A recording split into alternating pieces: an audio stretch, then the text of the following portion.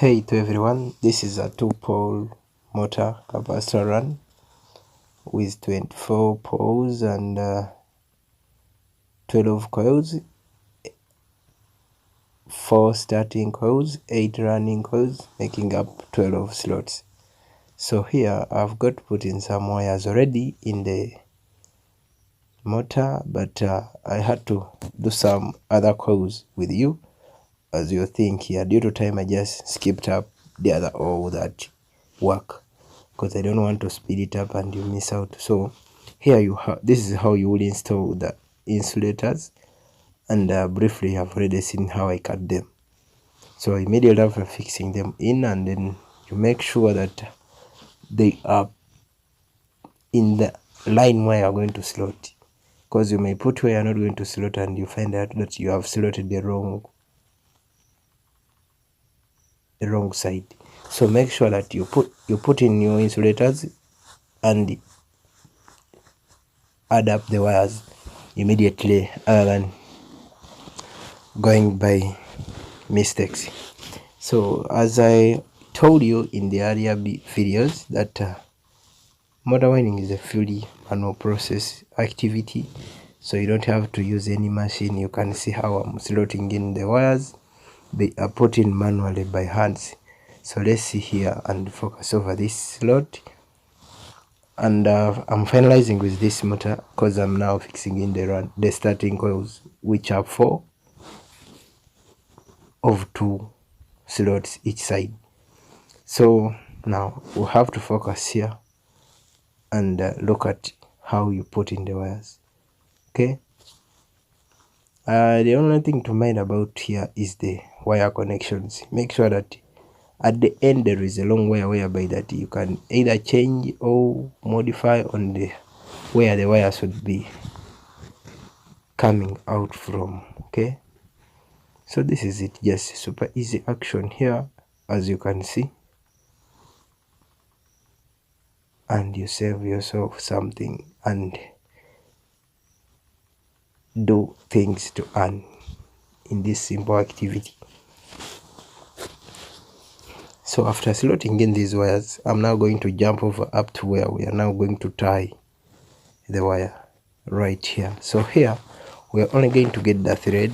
You can either use a thread, a fiber, a rope, plastic rope, but plastics are not a good idea because they tend to melt because this wire heats up. So usually use a fiber or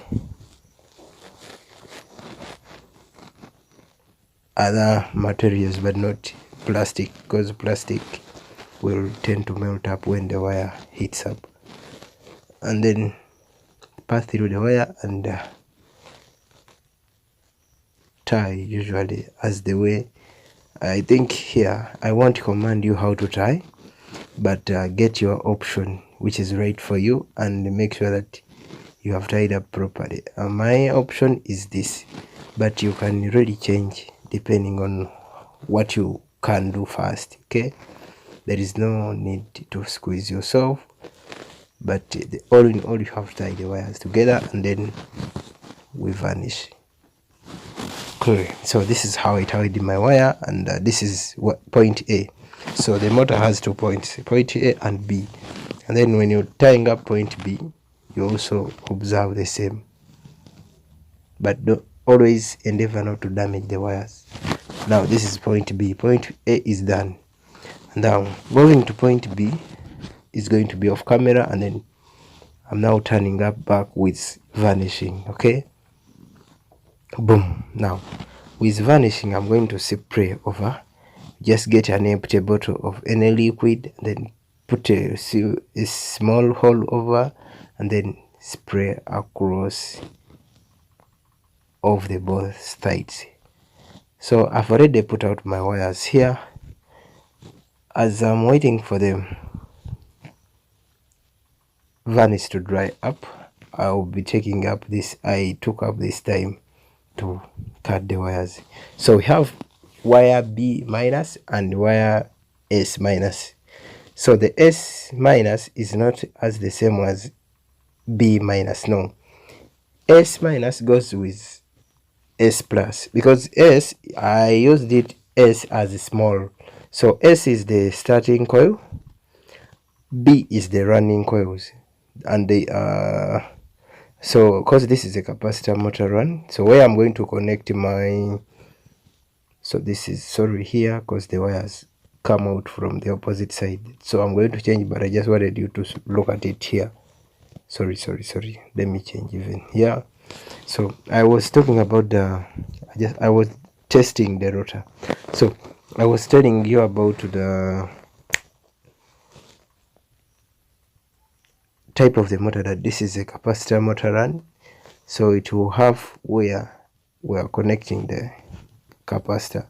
Okay, so I have already changed them here, because you can see them down. That's where, that's the right area where the wire should come out from, other than the first.